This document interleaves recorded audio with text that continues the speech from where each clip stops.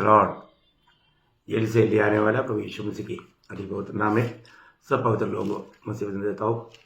प्रभु की बड़ी अनुग्रह की प्रभु ने और भी एक दिन इस ईदी में प्रभु का वचन बांटने के लिए प्रभु ने कृपा दिया।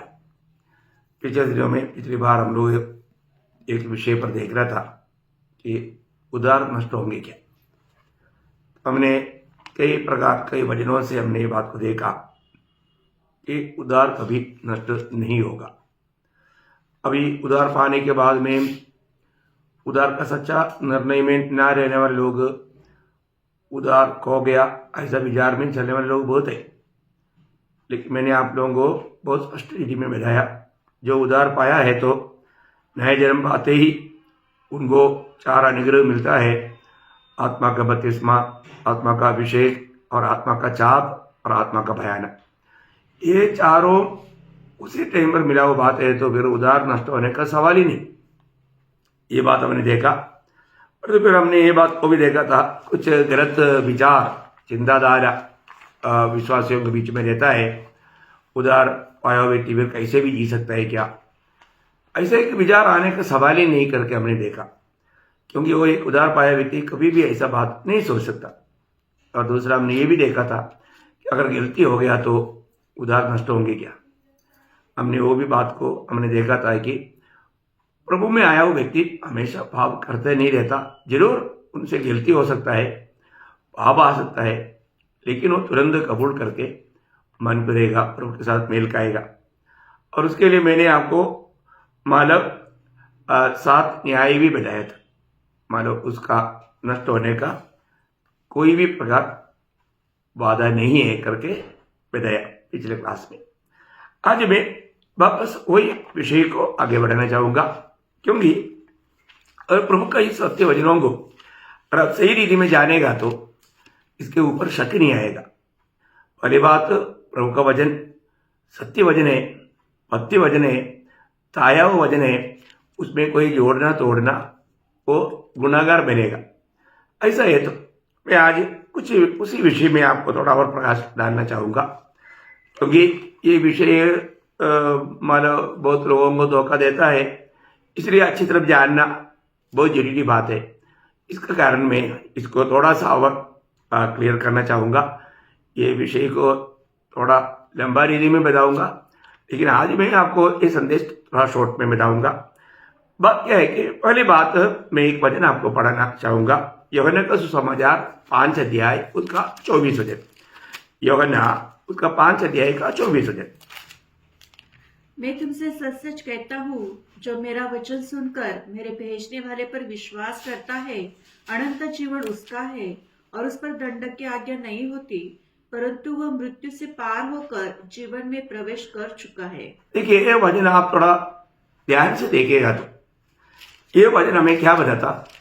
पहली बात, हम जो भी प्रभु यीशु पर विश्वास किया उनको अनंत जीवन मिलेगा ऐसा नहीं तो मतलब हो जाएगा ऐसा भी नहीं। अभी यहां पर यह वचन साफ बोलता है, वे अनंत जीवन में प्रवेश कर चुका है,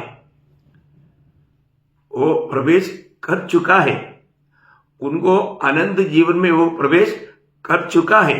अब देखिए, वो वचन को आप बहुत अच्छा रीति में समझना।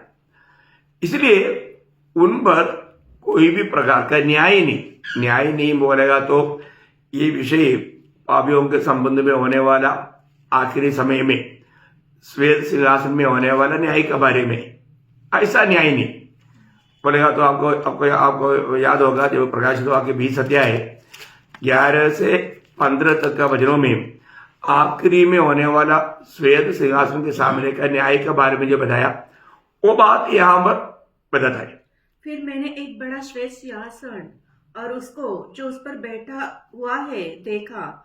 उसके सामने से पृथ्वी और आकाश भाग गए और उनके लिए जगह न मिली। फिर मैंने छोटे बड़े सब मरे हुओं को जो सिंहासन के सामने खड़े हुए देखा, और पुस्तकें खोली गई, और फिर एक और पुस्तक खोली गई, अर्थात जीवन की पुस्तक। और जैसा उन पुस्तकों में लिखा हुआ था, वैसा ही उनके कामों के अनुसार मरे हुओं का न्याय किया गया। समुद्र ने उनमें मरे हुओं को जो उनमें थे दे दिया, और मृत्यु और अधोलोक ने उन मरे हुओं को जो उनमें थे दे दिया, और उनमें से हर एक के कामों के अनुसार उनका न्याय किया गया। मृत्यु और अधोलोक आग की झील में डाले गए। यह आग की झील दूसरी मृत्यु है, और जिस किसी का नाम जीवन की पुस्तक में लिखा हुआ न मिला वह आग की झील में डाला गया। देखिए यहाँ पर क्लियर लिखा है, ये न्यायासन के सामने जाने वाला कोई भी व्यक्ति बच करके स्वर्ग में जाने का सवाल ही नहीं। और वे ये सब वो लोग हैं जिन्होंने जीवन नहीं पाया था, या उनका नाम जीवन का किताब में नहीं था। लेकिन विश्वासियों के लिए भी एक न्यायासन है, वो बात आपको याद मालूम होगा। वो न्याय वो दंड के लिए नहीं है, वो हम प्रतिफल पाने के लिए। जब दूसरा कुरिन्थी 5 अध्याय का 10 वचन में प्रेषित पौलुस जब वो बात कहता है तो हम सब ऐसा बोलता, मतलब पौलुस भी वो न्यायासन के सामने आएगा। क्योंकि अवश्य है कि हम सबका हाल मसीह के न्यायासन के सामने खुल जाए, कि हर एक व्यक्ति अपने अपने भले बुरे कामों का बदला जो उसने देह के द्वारा किया हो पाए। इसका मतलब हम लोग इस दुनिया में रह करके प्रभु में आने के बाद में प्रभु की इच्छा जान करके जो भी कार्य किया है उसका सबका बदले में हमें प्रतिफल मिलेगा। ये प्रतिफल पाने का न्याय के बारे में। पर तो यहाँ पर जो यीशु मसीह ने यूहन्ना 5:24 में जो कहा हुआ न्याय जो है स्वर्ग सिंहासन के सामने होने वाला, वो दंड की आज्ञा करके बोल सकता है वो विषय के बारे में। और दूसरा एक वचन में आपको पढ़ना चाहूंगा, पहला यूहन्ना उसका 3 अध्याय उसका 14 वचन। पहला यूहन्ना 3 अध्याय का 14 वचन। हम जानते हैं कि हम मृत्यु से पार होकर जीवन में पहुंचे हैं, क्योंकि हम भाइयों से प्रेम रखते हैं। हाँ, देखिए एक व्यक्ति जब नया जन्म पाया, उद्धार पाया, वो व्यक्ति सबको प्यार करेगा, क्योंकि उनके अंदर प्रभु की आत्मा आया, प्रभु का जीवन आया। आपको मालूम है प्रभु ने रोमियो 5:5 में लिखा है कि मालूम प्रभु ने हमको क्या दिया, और आशा से लज्जा नहीं होती, क्योंकि पवित्र आत्मा जो हमें दिया गया है उसके द्वारा परमेश्वर का प्रेम हमारे मन में डाला गया। देखा, परमेश्वर का प्रेम हमारे मन में डाला गया। बोले का मतलब प्रभु का प्रेम हमारे अंदर जब काम करता है तो वहां पर हम हर एक को प्रेम देगा। प्रभु किसी से भी नफरत नहीं करता। तो ऐसा है तो हमारा भी जीवन में हमने वो प्रेम पाया, उसका चिन्ह है हम जरूर अपने भाइयों से प्रेम करेगा, है ना। तो प्रेम करना, प्रेम अगर नहीं करता इसका मतलब क्या है कि ये एक सबूत है। वो अभी पहले का जीवन में क्या, हम छोटी छोटी बातों में लोगों से नफरत करता, बैर करता, है ना। लेकिन अभी ऐसे नहीं, अभी हम हर एक को क्षमा देता, वो क्षमा मांगने का भी जरूरत नहीं। हम अपने दिल में किसी के प्रति नफरत कड़वाहट नहीं रहता। ये एक सच्चा उदार पाया व्यक्ति का एक चिन्ह है। यहाँ पर इसलिए यूहन्ना बोलता है हम भाइयों से प्रेम करने के कारण हम जानते हैं हम जीवन में प्रवेश कर चुका है। अगर अभी भी आप बोलते हैं आपका उदार हुआ, अभी भी आपको अपनी भाई बहन से अगर नफरत है तो उसके अगला वचन क्या बोलता, उसका 15 वचन, जो प्रेम नहीं करता वो मृत्यु की दशा में रहता है। जो कोई अपने भाई से बैर रखता है वो हत्यारा है, और तुम जानते हो कि किसी हत्यारे में अनंत जीवन नहीं रहता। देखा प्रियो, ये इतना सत्य चेतावनी है। आप बोलता है कि मेरा उद्धार हुआ, मैंने पाप क्षमा पाया, मैंने नया जन्म पाया, फिर भी आप अभी भी अपनी भाइयों से नफरत रखते हो। प्रियो, ये संभव नहीं, ये नहीं हो सकता। कुछ भी बात है, शायद आपको उसने बहुत निंदा किया होगा, बदनाम किया होगा, या आपके लिए वो असहनीय कार्य किया होगा, तभी भी आपका दिल में वो व्यक्ति के प्रति नफरत नहीं आएगा, वो कड़वाहट नहीं रह सकता। परखना प्रिय, वास्तव में मेरा उद्धार हुआ है क्या, मेरा नया जन्म हुआ है क्या, मेरे दिल में किसी कारण किसी के प्रति कोई नफरत कड़वाहट है क्या, ये बात को परखना। हमें ये बात यकीन करना है कि सच में मैं आनंद जीवन में हूं। अगर मान लो अगर हम कपटता से चलते रहेगा तो धोखा वो व्यक्ति को है। मैंने सच्चा उद्धार पाया है कि नहीं, ये बात को जरूर समझना है। एक सच्चा खुला दिल होना चाहिए ना। कई बार कई लोग कपड़ता से कार्य करता है, अपने को मालूम पड़ जाता, लेकिन अपन प्रभु का प्यार में उनको समझाता, क्योंकि कोई भी प्रकार का कपड़ता ये प्रभु बिल्कुल नहीं चाहता। और मतलब आत्मा का अधीन चलने वाले व्यक्ति में वो बात नहीं दिखना चाहिए। और मतलब यूहन्ना का सुसमाचार 3 अध्याय का 34 वचन में ये एक वचन आप बहुत जोर देना, बहुत ध्यान करना। जो पुत्र पर विश्वास करता है हाँ। अनंत का जीवन उसका है। आप देखिए, देखो क्लियर बात है ना, जो भी प्रभु यीशु पर विश्वास करता है, प्रभु का वचन ये वायदा देता है, अनंत जीवन उसका है। बोले का मतलब वो अनंत जीवन का हकदार है। प्रियो, एक बात वहां वचन के आगे क्या लिखा मालूम है? परंतु जो पुत्र की नहीं मानता हाँ। वह जीवन को नहीं देखेगा, हाँ। परंतु परमेश्वर का क्रोध उस पर रहता है। हाँ, देखो आज बहुत लोग बोलते हैं ना, हाँ हम भी यीशु मसीह पर विश्वास करता है, परंतु प्रभु का बात नहीं मानता है ना, प्रभु के राहों पर नहीं चलता, उसके जीवन में वो प्रभु का आज्ञा मानने के लिए तैयार नहीं है। वो अभी भी मतलब समस्या खड़ा करते रहता, झगड़ा करते रहता, चोरी करते रहता, दारू पीते रहता। नहीं प्रियो, ऐसा अवस्था सही नहीं।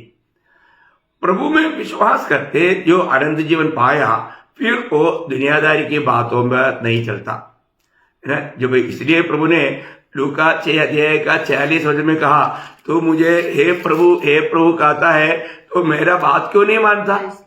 बहुत बड़ी बात है। अगर यीशु मसीह को प्रभु कहता है और प्रभु का बात अगर नहीं मानता, तो वो झूठा व्यक्ति, वो सच्चा नहीं है ना। वही बात मत्ती 7:21 में भी प्रभु ने बोला, मुझे हे प्रभु कहने वाला सब लोग स्वर्ग राज्य में प्रवेश नहीं करेगा, जो मेरा स्वर्गीय पिता का इच्छा पर चलता है। प्रियो, ये बहुत बड़ी बात है।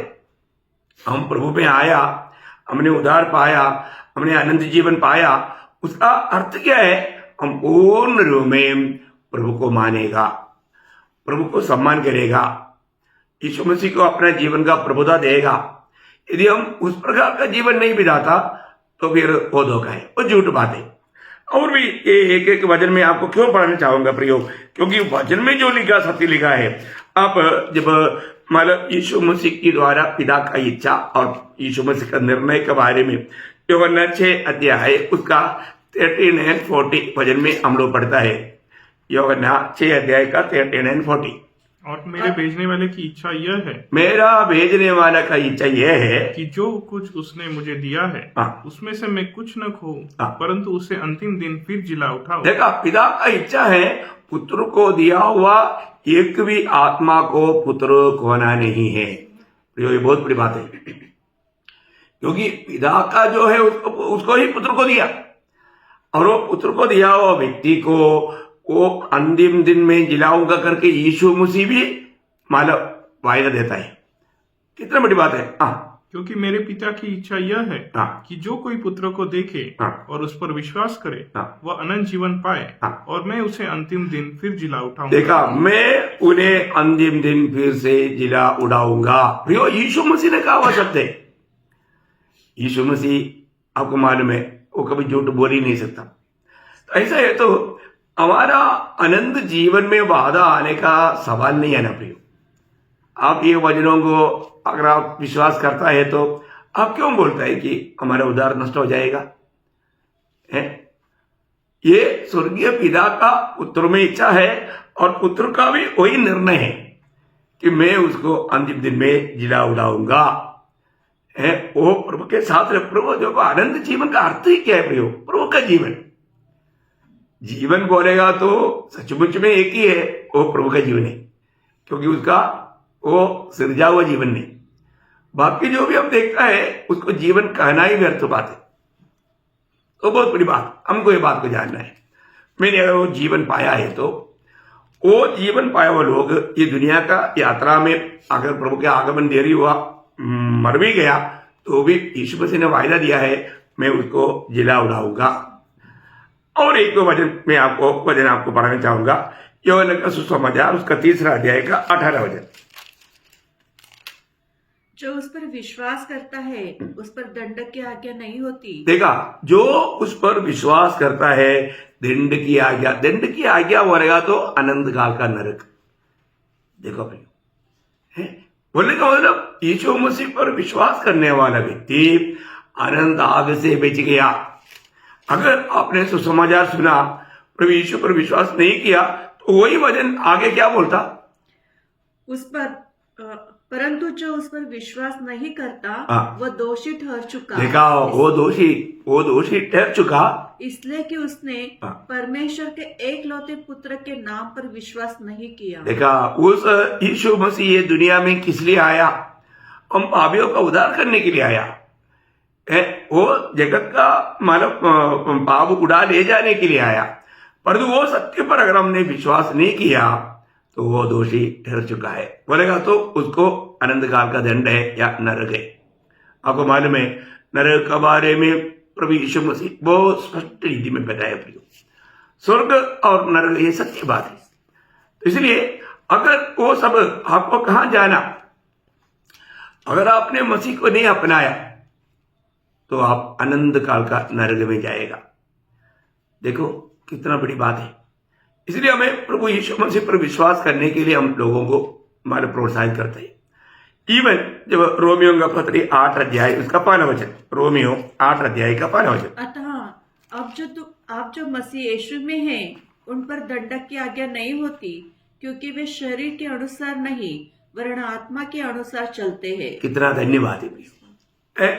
अब जो मसीह यीशु में है उसके ऊपर दंड की आज्ञा नहीं, बोलेगा तो उस अनंत आग का सजा नहीं। इसके मतलब को उधार हमारा उसका उधार सुरक्षित है कि नहीं? आपका उधार सुरक्षित कब है? यदि आप प्रभु यीशु मसीह में है तो। अगर आप यीशु मसीह में नहीं है तो कभी भी ऐसा नहीं हो सकता। प्रियो, हम लोग कोई भी स्वर्ग में अपनी धार्मिकता से जा नहीं सकता। पिता ने हमको मसीह में रखा। मैं आपको बार बार वो वचन याद दिलाना चाहूंगा, 1 कुरिन्थी 1 अध्याय का 30 वचन, बहुत अनमोल वचन है। पिता हमें इस दुनिया से अलग करके मसीह में रखा, परंतु उसी की ओर से तुम मसीह यीशु में हो, जो परमेश्वर की ओर से हमारे लिए ज्ञान ठहरा, अर्थात धर्म और पवित्रता और छुटकारा। देखिए, उसकी ओर से बोलेगा तो पिता की ओर से। तो पिता की ओर से हम मसीह यीशु में हैं। हम लोग कोई भी अपने आप मसीह में नहीं आया। प्रियो, पिता ने हमें पुत्र के पास लाया और पुत्र ने हमको स्वीकारा।